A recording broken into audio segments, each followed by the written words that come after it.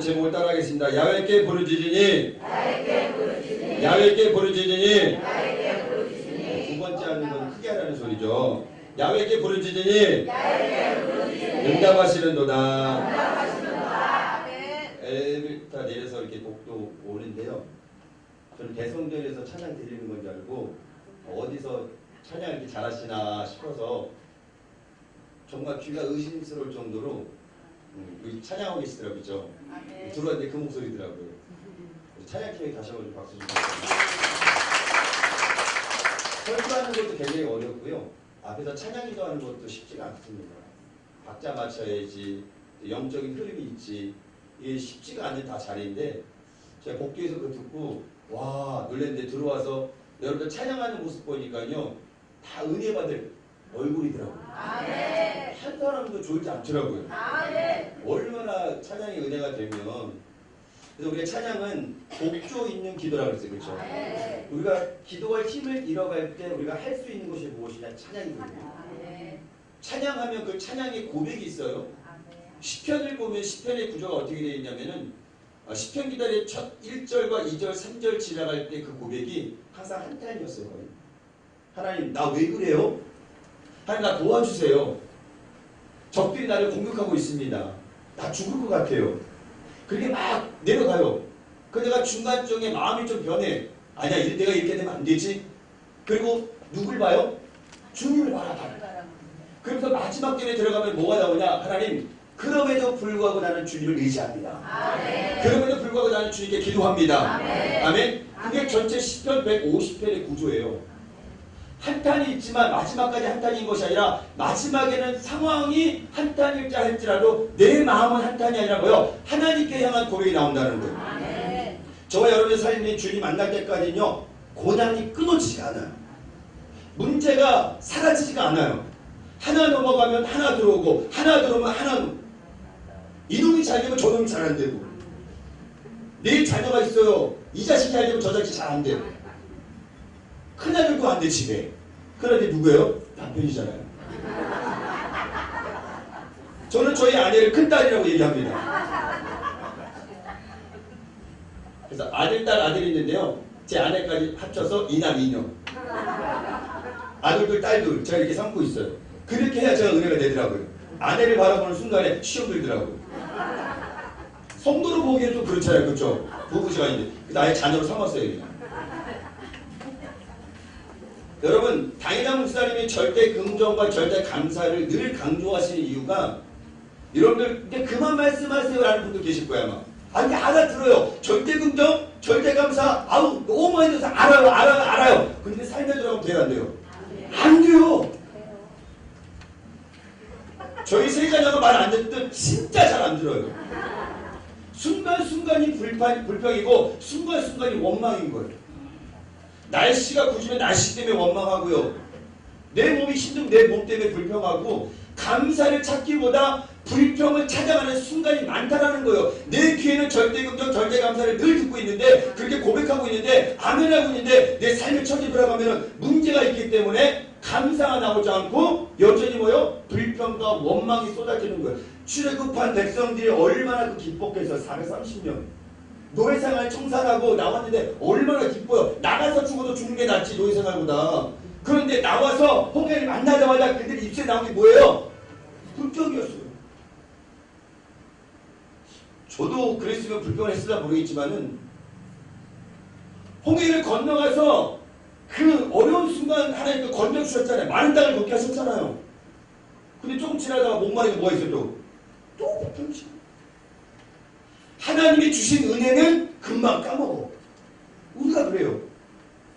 내 앞에 코앞에 닥친 문제는 이 은혜와 상관없이 계속적으로 다가오고 있는데 우리는 여전히 변함없이 뭐요? 믿음을 지키는 것이 아니라 변함없이 불평하고 있잖아요. 절대 긍정, 절대 감사는요. 하루 24시간 맹렬히 고쳐도 부족하지 않아요. 우리의 삶이 변하지 않는 한 우리의 삶은요 여전히 불평하고 원망하는 삶을 살아갈 수밖에 없다라는 그런 존재예요. 그래서 우리는 의식적으로라도 감사하고 또 감사하고 또 감사하고 또 감사하고 반복되는 건 뭐예요? 크게 하라고. 감사하고, 감사하고, 또 감사하고, 또 감사하면 불평이 사라지고 감사의 조건이 넘치면서 내 삶은 절대 긍정의 삶이 되는 거고 절대 감사의 삶이 되는 거예요. 그럼에도 불구하고 불평한 문제가 생긴단 말이에요. 그러나 뭐가 더 커요? 감사가 더 크잖아요. 우리 몸, 여러분 여기 앉아있는 사람들 다 암 환자인 거 아세요? 몰라요? 모르죠? 우리 다 암 환자예요. 근데 뭐가 강해요? 면역력이 강해서 NK세포가 더 많으니까 매일매일 수없이 생기는 그 암 종양들이 이 NK세포가 다 때려잡는 거예요? 없어지는 거예요. 몸은 다 멀쩡한 것 같지만요, 그냥 암 환자를 오게 돼요. 그런데 면역력이 약해지고 NK세포가 약해지면 어떻게 돼요? 암세포가 강해지게 되면서 싸우지를 못하니까 역전이 되는 거예요. 그런데 그 사람은 암 환자가 되는 거예요. 우리 다 암 환자야, 암 환자. 아직 건강하니까 암 환자라고 판명이 안 됐다 뿐이지 다 그 존재를 갖고 있다는 거예요. 마찬가지예요. 감사의 세포가 크면요, 불평이 있다 하더라도요, 움직이지 못해요. 일어나지를 못해요. 그런데 감사가 적어지면 어때요? 반대적으로 불평이 많아지면서 감사의 조건이 분명히 있는데 뭐가 나와요? 불평이 나와요. 결단하셔야 돼요. 아멘? 이 무더운 여름 얼마나 짜증나요? 건들기만 해도 그냥 확 올라오잖아요. 막 그냥. 습한 날은 어때요? 스치기만 해도 그냥 확 나와요. 그 모든 것들을 이겨낼 수 있는 것은 나의 힘으로 안 돼요. 아멘? 하나님께서 함께 해주시고 내 마음의 결단이 절대 긍정과 절대 감사로 나아갈 때 우리는 우리 삶의 모든 것을 넉넉히 이긴다는 사실을 여러분 기억하시기를 주의 이름으로 축원을 드립니다. 신명기 28장이 뭐가 나와요? 신명기 28장. 예? 와, 들어가도 공을 받고 나와도 공을 받고 내 새끼가 공을 받고 복 받는 거예요, 말씀이. 근데 신명기 28장의 복이 아마 16절인가에서 끊길 거예요, 아마. 그죠? 끊기고 그 다음에 불순종의 저주가 엄청 길어요. 하나님 뭘 원하시는 거예요? 감사를 원하시는 거예요. 순종을 원하시는 거예요. 아멘? 우리는 그게 못 살아가요. 왜? 내 삶의 처지를 보니까 지금은 순종이 아니야. 왜 다이어 목사 요즘에 야, 너 뭐란다. 김 목사 성표 봐라. 기도해보겠습니다. 기도하고 왔다 뭐래요? 주님이 아니라고 하십니다.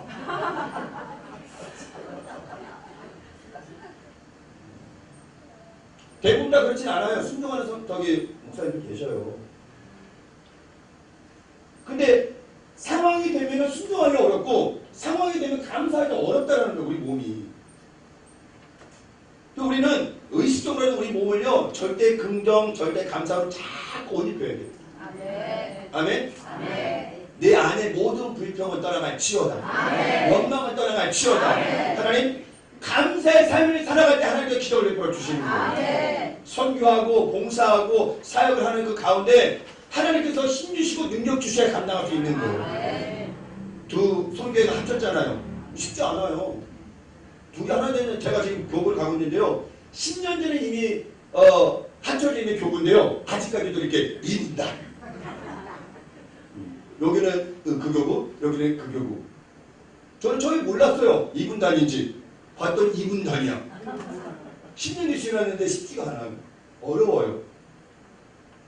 그래서 항상 예배 드리고 말씀 읽고 서로 독려하면서 조금씩 가까워지고 됐는데 쉽지가 않다는 거예요.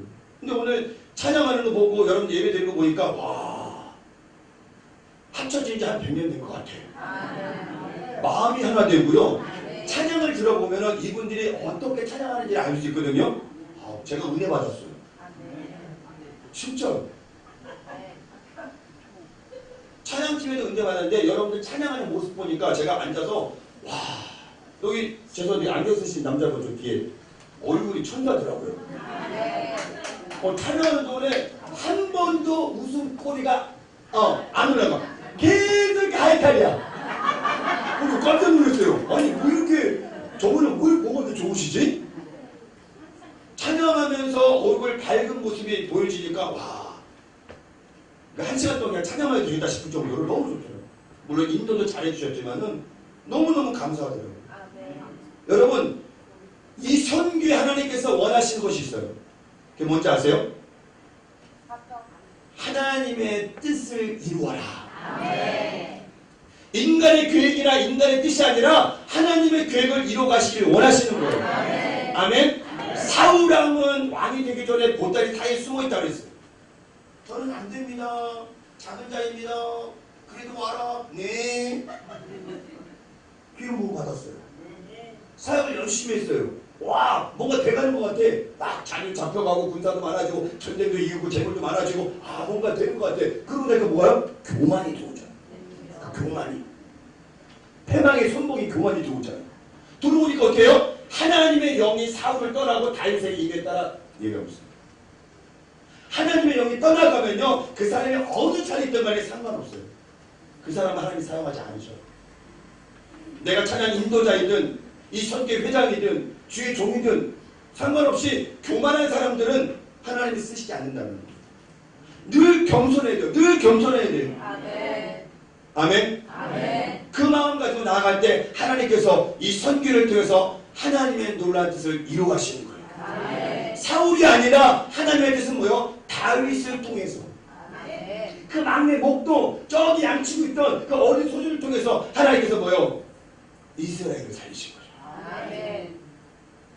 사람이 원해서 세워지는 거는요, 사울이 그렇게 세워졌잖아요. 왕 좀 세워주세요. 사사기에 왕 좀 세워주세요 제발. 네? 당신 말고 당신이다. 주님 말고 우리를 다스리고 왕을 세워달라고요. 불평하잖아요. 그래, 니네가 원하면 세워주겠다. 사울이 세워준 거예요.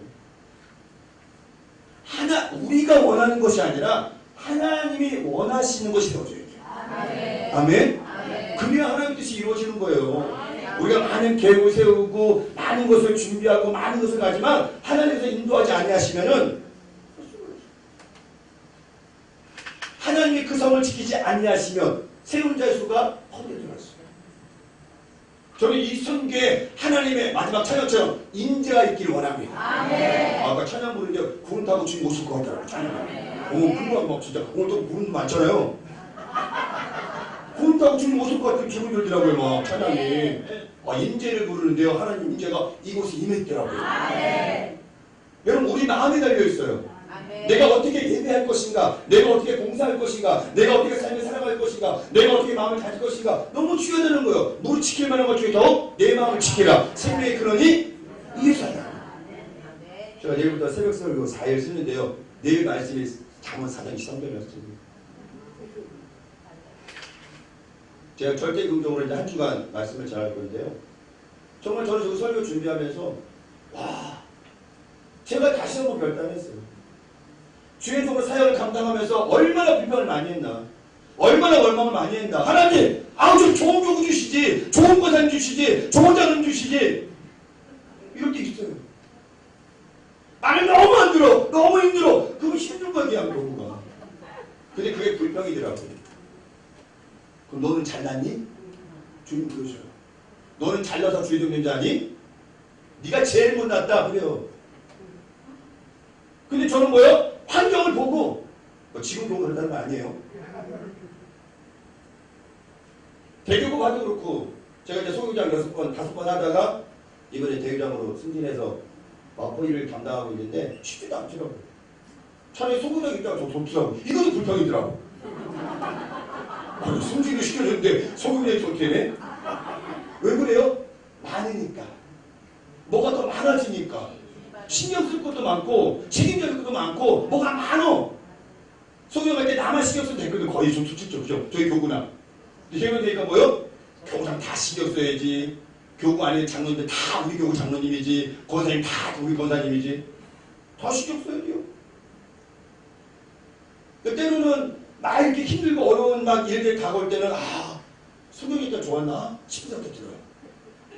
불평이죠, 불평. 어느 자리에 있든 간에 하나님께서 세우실 때는 분명한 계획이 있는 거거든요. 그 우리가 해야 될 것은 무엇이냐? 순종하는 거예요. 감사하는 거예요. 그러면 하나님께서 그 사람을 통해서 하나님의 뜻을 이루어 간다는 거예요.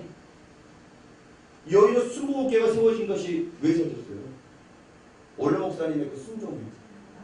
가라. 내일 설교 다 하네 지금. 여의도 가라. 하지만 네 가겠습니다. 한마디에 이 호흡하고 모래벌판에 이 성전이 세워지고 하잖아요.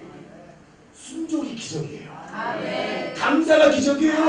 찬양이 기적이에요. 저는 여러분의 삶에 그런 놀라운 기적이 임하시기를 주의 이름으로 축원을 드립니다. 우리가 열심히 신앙생활 해도 고난은 다가와요. 그렇죠? 막 새벽 기도하고 막 철야하고 막 산에 올라가고 막 맨날 기도를 살고 막 그래도 집에 내려오면 또 문제가 있어. 신앙생활 열심히 한다고 해서 문제가 없는 게 아니란 말이에요. 반대로 신앙생활 못해서 문제가 생기는 것도 아니에요. 오히려 믿지 않는 사람들이 잘 되는 경우가 있어요, 없어요? 엄청 많아요. 배 아파요. 나는 이렇게 세상 것 되지 않고 절제하고 구별하면서 예배드리고 봉사하고 이 앞에서 땀 흘리고 찬양도 하는데 아우 막 옆집 사람들은 교회도 안 다니고 저렇게 잘 되고 승승장 보고 이런 배 아파야 하는 거예요?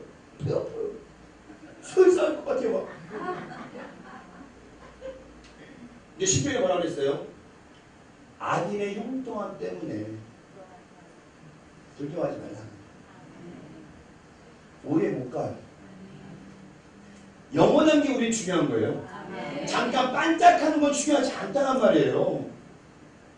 내가 빛을 보고 못 보지만 우리 집이 성공하지 못하고 있지만 우리 자녀들이 그렇게 잘 되고 아닌 것 같지만 또 감사의 속을 찾아보면 그래도 내 새끼들 건강히 잘 크고 있고 이래저래 짝 만나서 결혼해서 애기도 낳고 있고 큰 대기업은 아니지만 그래도 직장생활에서 돈 벌고 있고 때로는 월급 받으면 이렇게 뭐 하나씩 사오고 용돈 주고 그게 사소한 행복 아닐까요? 그거 빌딩을 사줘야 돼요? 해외여행 보내줘야 돼요? 그러면 감사한가요? 여러분 삶의 소소한 감사들을 찾아낼 수 있을 때 그것이 여러분의 삶이 가질 수 있는 큰 기적이라는 거예요. 많은 사람들은 더 큰 걸 원해요. 더 많은 걸 원해요. 그게 효도한다고 생각해요. 아니에요. 전화 오지 않아도 자녀가 그냥 살아 숨쉬고 있으면 감사합니다. 무슨 일 없으면 감사한 거예요. 요즘은 뭐 하루가 벌다고 뉴스 보면 막 여기저기 터지고 죽고 난리 나잖아요. 막.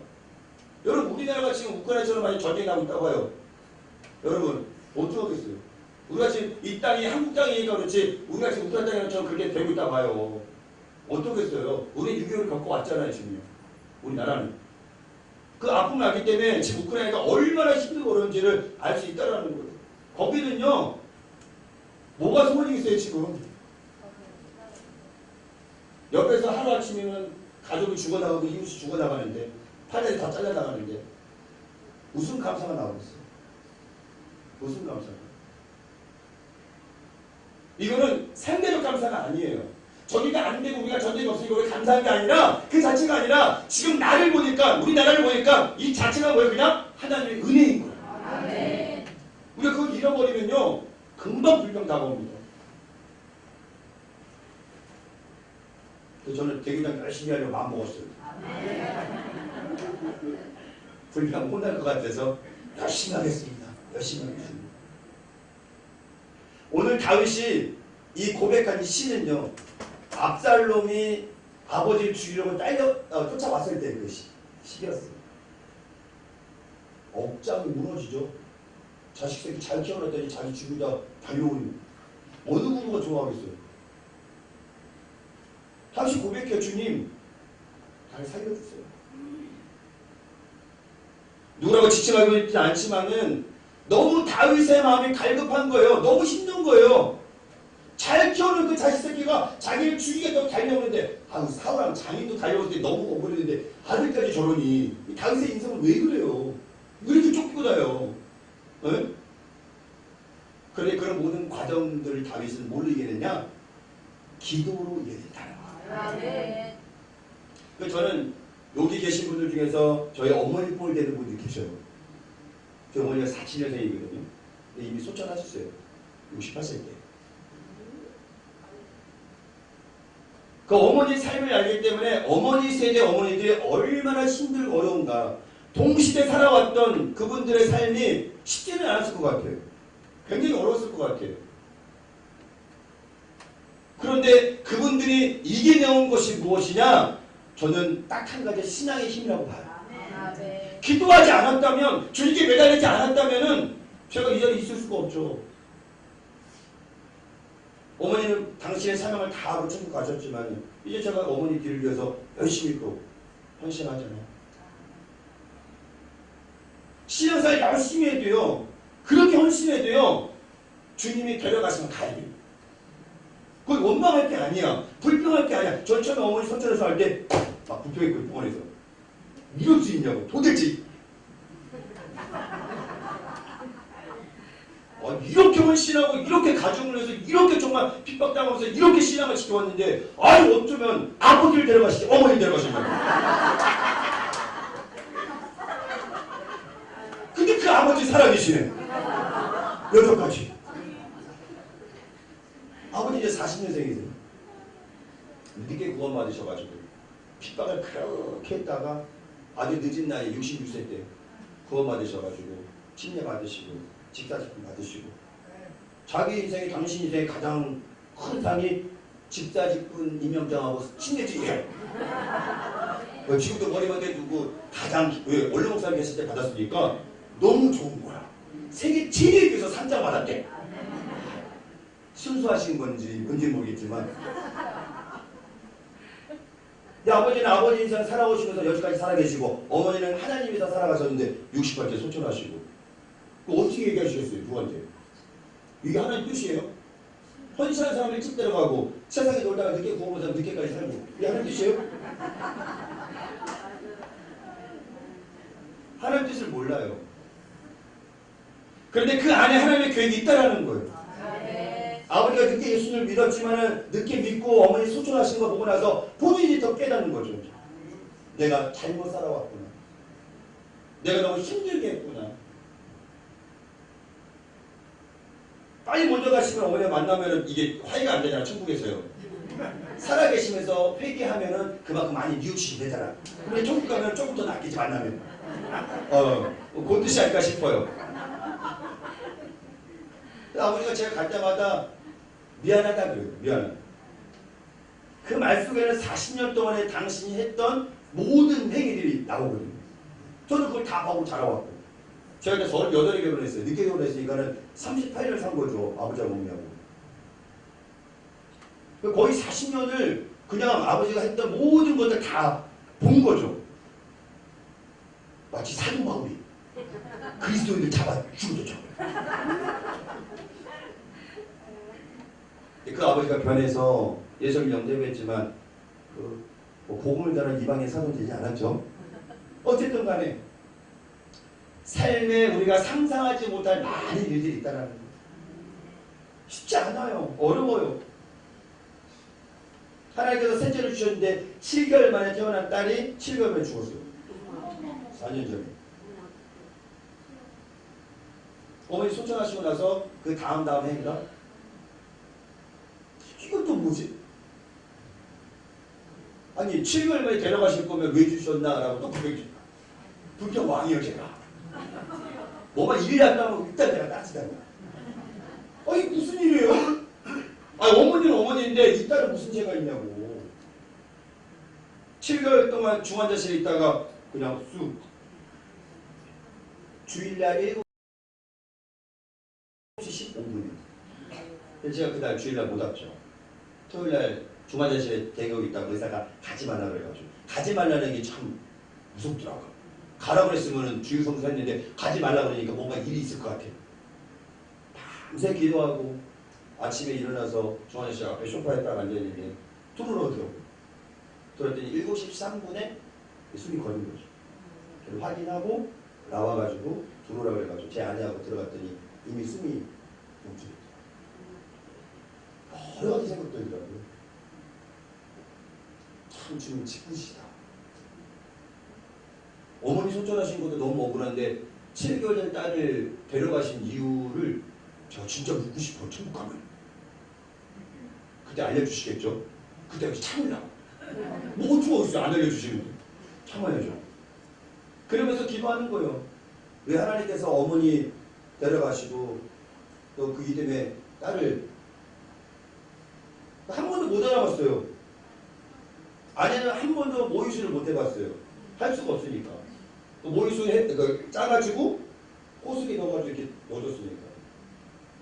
그 당신 아내도 한 번도 아이를 안아봐서 모르쇠를 못 해봤고 저도 따뜻하게 한 번도 못 안아봤고 언제 알아봤냐? 아이 죽고 나서 다 콩술 뛰고 다 뛰고 나서 나중에 의사가 한번 알아보세요 그러더라고요. 그래서 친절 베푸는 것처럼 차라리 그 전에 함께 하지. 그러니까 거기 있고 그 옆에 계셨나 봐. 근데 저는 이제 그 생명이 끊어진 걸 처음 제가 이제 알아봤잖아요. 근데 어머니도 수술했을 때 제가 그렇게 빨리 몸이 차가운 걸 몰랐는데 이 아이는 2분 3분밖에 안 지났는데 몸이 급속도로 차가워지더라고요. 그래서 파래지더라고요. 입술도 파래지고 몸도 약간 파란색 거렸잖아요. 아무것도 안 입고 있었으니까 기생이 하나 차고 있었으니까.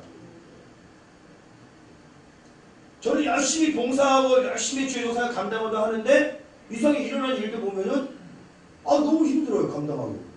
차라리 팔이 부러졌으면 좋겠죠. 그죠? 기부싸움 되니까. 근데 생명을 걷어가시잖아요. 그것도 자식, 부모.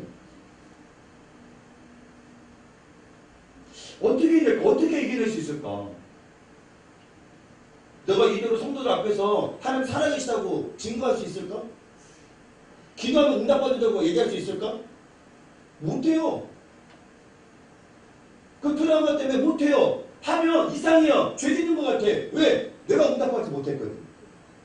아이 못 살려냈거든요. 어머니 못 살려냈거든요. 그런데 오늘 제목도 뭐예요? 야외에게 부르짖으니 응답하시는 거다. 말이 안 맞잖아요. 부르짖으면 응답하셔야 되는데 응답이 없잖아요. 그러면서 주님께서 제 마음에 주신 것은 무엇이냐? 내가 내 아들 독자 예수를 이 땅에 보낼 때 그 마음이었다. 온 인류의 죄를 짊어지고 십자가를 짊어진다는 게 얼마나 우리는 그냥 모르지만 주님은 다 알고 오신 거잖아요. 피하고 싶었잖아요. 골고다 언덕에서. 피할 수만 있다면 이 자리를 지나게 해달라고 고백하잖아요. 우리의 삶에도 지나갈 수 없는 잔들이 많아요. 감당해야 돼요. 감당하면서 이겨내야 돼요. 아멘? 나에게 부르짖으니 응답하시는도다라는 제목은 있지만 응답이 안 될 때가 있다라는 거예요. 더 삶이 곤고하고 힘들 때가 있다라는 거예요. 그런데 불구하고 우리는 뭐예요? 주님을 향한 믿음을 저버리면 안 된다는 거예요. 제가 만약에 가족 둘이 잃어버리고 제가 그냥 투신자다 했으면은 여러 가지 없겠죠. 살기 싫더라고요, 진짜. 아이까지 죽고 나니까 너무 힘든 거 아닌가? 너무 하나님 좀 너무하신 거 아닌가 지금? 살려주시지. 살려줘서 기적이 일어나서 간증하게 하시고 성도들에게 조금 이야기할 수 있는 거는 얼마나 좋아요. 그때는 외면이라고 생각했지만 지금은 외면이라고 생각 안 해요. 하나님께서 우리에게 주시는, 저희 가족에게 주시는 메시지가 있는 거예요. 그래서 그 당시에는 불평도 하고 원망도 했지만 금방 회복됐어요. 그냥 감사했어요. 내가 그렇게 살지 않겠다. 죽음은 죽음이고 나에게 맡겨진 사명, 우리 가족 중에 사명을 감당해서 나는 여전히 주님 앞에 나아가 부르짖고 기도하겠다. 1년 있다가 또 아들 주시더라. 그 아들이 막내 37개월이에요. 이남 2녀라고 그랬잖아요. 저희 아내까지 딸, 이남 2녀. 막내가 이제 37개월. 1년에 하나님께서 아들을 주셨어요. 눈물 나더라고요. 태어나자마자 중화장에 또 들어가더라고요. 아유, 트라우마가요. 성모병원으로 들어갔는데 옥상 주차장에서요. 차 안에 있는데 기다릴 수가 없는 거야. 그리고 우리 보고 태어날 때쯤에 13일 있다가 오래. 아이 중화장에서 들어간다고. 집에 가는데 밥이 안 넘어가요. 왜 또 그게 오버랩 되니까 막 온 초긴장을 하는 거예요. 아내하고 저. 또 무슨 일이 있는가 막 싶어가지고. 아주 13일을 어떻게 보는지 몰라요. 13일 되는 날 아침에 전화가 왔더라고. 성모병원에서. 아이 내일 퇴원하니까 오세요. 별 생각이 다 드는 거예요. 또 데려가시나? 막 이런 생각도 많이 들고요. 근데 그 아이가 누나가 아파서 먼저 간 걸 알고 그런지 모르겠는데 너무 건강해요. 37개월인데요. 어린이집 제가 월요일에 이제 타고날 때 데리러 가잖아요. 아내 대신에 가면요. 등치고 키가 크니까 옆에 자매 둘을 손을 잡고 같이 다녀요.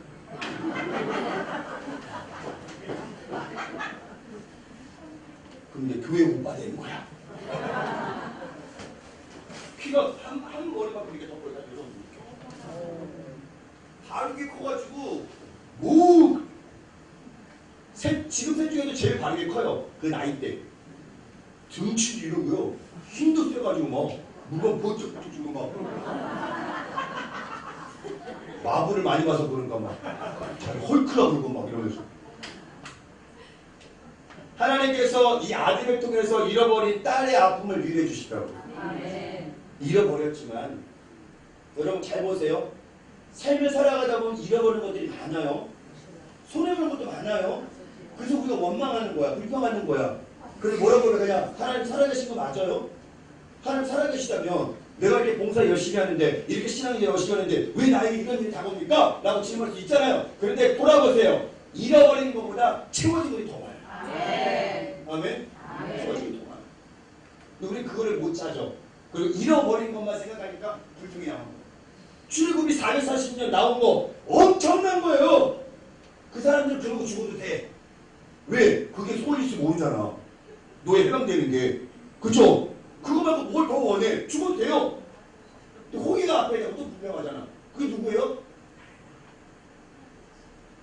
얻은 거 생각하지 못하고 지금 그 앞에 잃어버린 것 때문에 불평하는 게 우리라는 말이에요. 여러분 이 선교에 불평이 사라지길 바랍니다. 원망이 사라지길 바랍니다. 하나님은 싫어하셔요. 불평도 싫어하시고 원망도 싫어하셔요. 주님은 감사를 원하셔요. 아멘. 이 선교회가 감사가 넘쳐서 그 감사의 열매를 맺기를 바랍니다. 사랑으로 선교하여 열매를 맺는. 감사하여 열매를 맺는. 아멘. 그렇게 절대 긍정으로 이 귀한 사역들을 감당하시길 바랍니다. 다윗은 마지막에 주님께 부르짖었던 그 기도가 끝이 아니라 다윗의 그 말씀 뒤에 읽으면 뭐라고 나오냐? 반전된 이야기가 나와요. 거기에 접속어가 뭐 하나 나오냐면 그러나 어디 나오죠?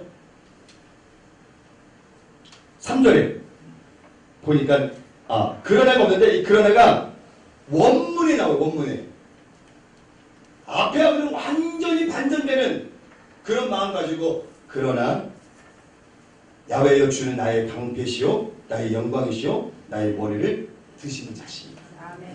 제가 10편 9주의 그 구절을 얘기했던 것처럼 불평과 원망과 한탄이 있다 할지라도 마지막은 뭐예요? 하나님을 신뢰하는 고백이 10편의 9주예요. 저와 여러분의 인생에 이 고난은 없어지지 않습니다. 그대로 있어요.